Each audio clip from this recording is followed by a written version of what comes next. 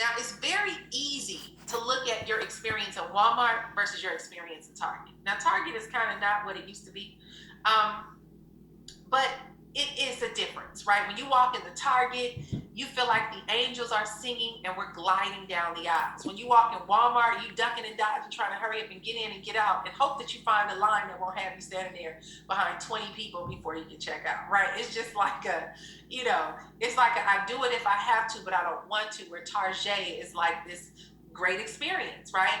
Same thing with Chick-fil-A versus McDonald's. You go to McDonald's, it just looks different. It feels different. Chick-fil-A is, welcome to Chick-fil-A. May I take your order, please? Yes, ma'am. Yes, yes, sir. Everything is customer service oriented. So think about this. We are the Nordstrom's, Saks Fifth Avenue, and Neiman Marcus of consumer goods. Now, I don't know how many of you guys can remember back in the day when we had full service gas stations.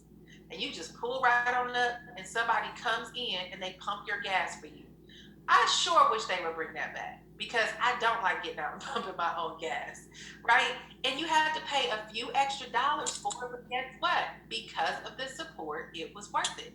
It was convenient. If you had little babies in the car, or if you had something going on, it just made it a lot easier to be able to do what you had to do, and you didn't have to worry about those things. And so I feel like we are that full service gas station that will pump your gas, that will wipe your windows. We don't do that physically, but we guide them through a shopping experience. We help them to be aware of what's in their current products and why they need to transition to and convert their homes to our products. We're here to give people, everyday people, an exclusive VIP shopping experience. Now, I have to admit, y'all, because of my background as an internet marketer, I build businesses on the internet, and one of the things that we learn is how to attract business to us. We never chase it.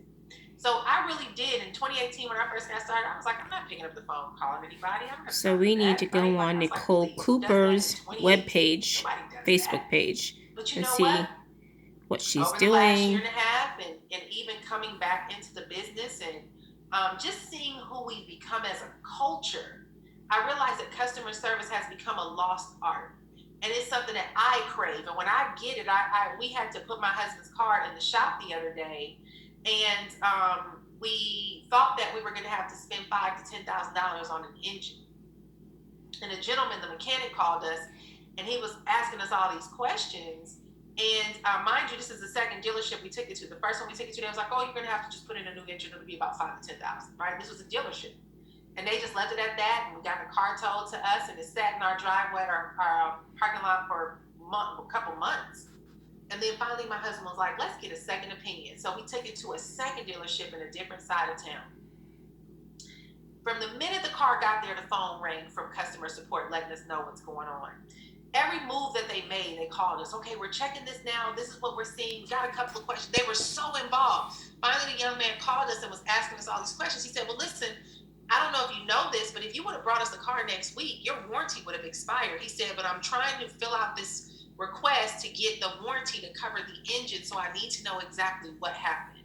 And we were like, "We had a warranty?" And he was like, "Yeah." He was like, "But it expires tomorrow." Do you guys know they put a brand new engine in our car, did all this stuff, and we thought we were about to spend between $5,000 to $10,000 to, where really I was going to get rid of the car and just buy a new one. And we were so great, and they called us, so they kept us informed the entire time.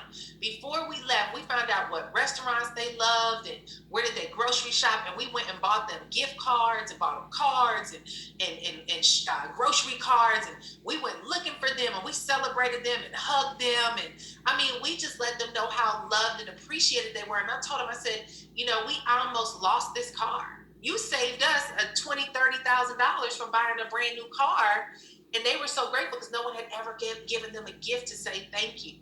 So when having those kind of experiences, it made me realize, like, it's okay to serve others to have a great experience. That's what we do for a living. We are here to be the VIP customer concierge for for our consumer clients, and we get paid well to do it. And so what I want to do is share with you guys, and I shared this earlier today on the call, and I'm just kind of going to breeze through this for a second. But one of the things that I shared was knowing how to really alter like what you do moving forward to elevate your business. How can you get out of a slump? How can you get unstuck? What are some of the changes that you need to make in your business so that you can begin to, escape this? People keep saying no to me, and I'm running out of family and friends, and I just don't think this is gonna work, and I don't know what to say. It's like, let me share with you guys just a few adjustments that we need to shift, and I'll talk to you guys a little bit about some approaches. One of the first things I tell people is, number one, make this business a priority in your schedule. I am very big on maximizing my time.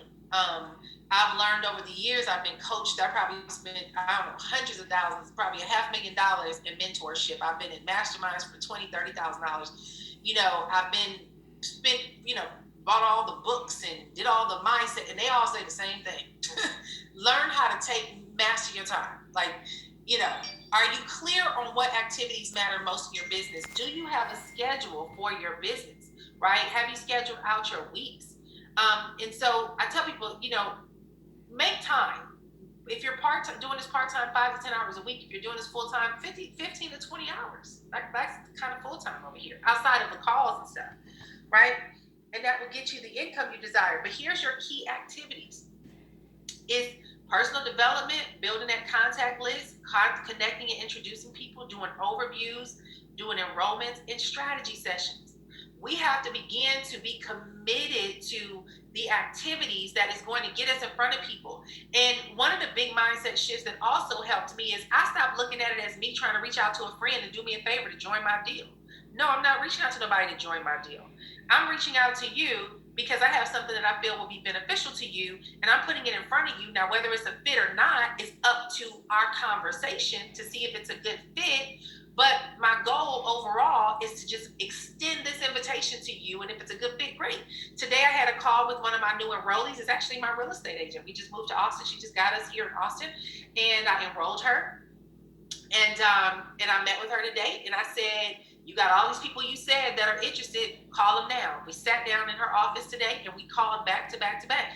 Every single person we called was like, yeah, I'm interested. Sure, send me more information. And then we send them the video and or send them, or something, a survey to take or something, and then they'll call us back. And guess what? We were enrolling.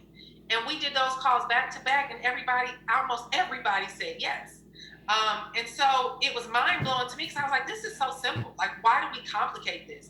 Hey, listen, I just joined the shopping club that I feel is advantageous for you. I thought about you because I feel like it can benefit you, it can save you time, it'll save you money, it'll give you quality products, and it'll also put you in a position to have tons of other additional benefits. So I wanted to share that information with you. Do you have 10 to 15 minutes to spend with me so I can kind of give you some insight on this shopping club? Is it something you'd be interested in learning more about? Oh yeah, sure, send it to me. Right, well, let's hop on a call real quick. Let me walk you through it. And you might walk them through, or you might say, I'm gonna send you this link, just take a look, take the survey, and let's talk more. If you're using 123 Go Green, that's what we use. But really reaching out to people and doing these activities so that I can extend to these people the opportunity to have a VIP customer shopping experience. I tell people that's who we are and that's what we do. We want to we are the Neiman Marcus, the Saks Fifth Avenue, and the Nordstroms of consumer goods. So when you go and, when you have to shop and purchase your products, do you want Walmart-based products or do you want Neiman Marcus-based products? Well, we're Neiman Marcus-based quality products with Walmart prices. How does that make you feel? Would you be interested in learning more if you can get that level of benefit for the same prices or cheaper than what you're currently, or less expensive than what you're already spending on products? But it's getting these, doing these activities and getting in front of people. And so I tell my team, these are kind of some really basic goals, but some of the daily activities. Who are 2 new people that you can help today? Write them down every single day. Add 2 new people to your list. Who do you need to contact to share, contact 2 people every day and share the shopping club with them? share something on social media, testimonial, product that you love, something that has enhanced your life, something that will pique interest and get people's attention. Follow up. Follow up is huge. I notice so many people do not follow up. I've been interviewing people for a position Yes, in my follow company, up. and it was three of them. The one that I wanted to hire has not followed up. The two other people have, right? So the one I want to hire may just lose this opportunity because they didn't follow up. So follow up is so important. And last but not least, commit to getting someone in front of an overview every single day. There's so many ways to get an overview in front of people. You can do 1, 2, 3, go green. You can do the overviews in the back office for the when you go into under enrollments. You can use the daily presentations that we have going on every single day. But there's so many different things that we have that we can take advantage of. And there's a lot more that I want to share, but I know I'm 5 minutes close to my time here. And so that's what I wanted to share with you guys. The goal here is to understand who we are, what we provide, how we can help people, and a mindset shift. So when I get on the phone with people now, I'm not emotionally attached to their decision. I'm just simply sharing, hey, this is what I do. And I also approach it like I'm a job. Listen, I'm a marketing executive with this online shopping club. I partnered up with them recently. Absolutely love their products. And it is an invite only community where we have an opportunity to share with other people what it is that what we have here in our shopping club, and give you an opportunity to be invited. Would you be interested in learning more about getting an invitation? If you make it sound exclusive, what happens is now they're like, the fear of missing out is they're like, oh my gosh. And also, you guys, we have to share with them. We have security, identity theft, health savings. Somebody gave a testimonial last week that they bought the health savings account. Went to the dentist. The bill was $1,800 for both her and her husband. When they were done, they shaved off $1,000 off of both of their bills, and we're only paying $18 a month for our health savings, the health savings plan that they have here. So to save $2,000 from an $18 investment, I don't know about you, but that's mind blowing, especially in America where health savings is a big issue. So these are things that, if we begin to approach it like our job, and we begin to take on our role as our title of what we do as if it's our career, and we talk to people as if we are at work and we're fulfilling our quota, we're making our calls, it will change your emotional attachment to the outcome. I'm not attached to the outcome. Say yes, say no, say it quick, I gotta go. There's more people waiting on me, and if it's not a good fit for you, thank you. I'll circle back around. If you know anybody who's interested, let me know. I don't say that to them, but that's what I say in my head. And then I move on to the next person, and I make sure that I'm always looking for someone that I can share the shopping club with. And so I'm gonna wrap that up, Jackie, because I don't want to go ahead of my time. I don't know if anybody has any questions that they want to ask, but I'm hoping that this helps. Oh, just amazing, amazing, and really such a different perspective and a different approach, and so many great little tidbits of how to talk to people about, because everyone says to us when we talk to them, every single person on this call has heard this. When we say, we're not an MLM, and they don't believe you, and they say, oh yeah, but it really is. And they don't get that it really isn't, unless they're here. And once you're in for 6 months, like some of us, you really understand that this is not an MLM. This is different, and we are paid well to give that VIP customer experience, and embracing that piece of it is the key. It's the most important piece of it, and that's so different from anything else we've ever done. And exactly what you said, Nicole, and I've heard you say this before, is when you are working at a job and you have a quota and you have a certain amount. I know that Rochelle had a job before, and she was given a script that she had to use to call a list of people every day. And she didn't say to the boss, yeah, I don't want to do that. I'm afraid. I can't do it. She just did it. That was her job. And like you said, when it's attached to an income, it's like we can rise to the occasion and do it. But when it's for our own self and our own individual business, breaking out of that employee mindset, well, we're actually saying to you, put yourself back in that mindset and pretend. Just act as if, you are doing a job.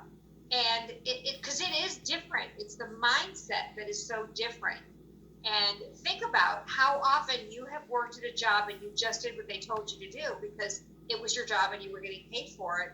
And then you get here or in any other home-based business, and suddenly you're paralyzed. Your analysis by paralysis, and you can't do the very things that are going to get you out of the flat spot and get you to the glory spot where you're going to get the money that you finally deserve.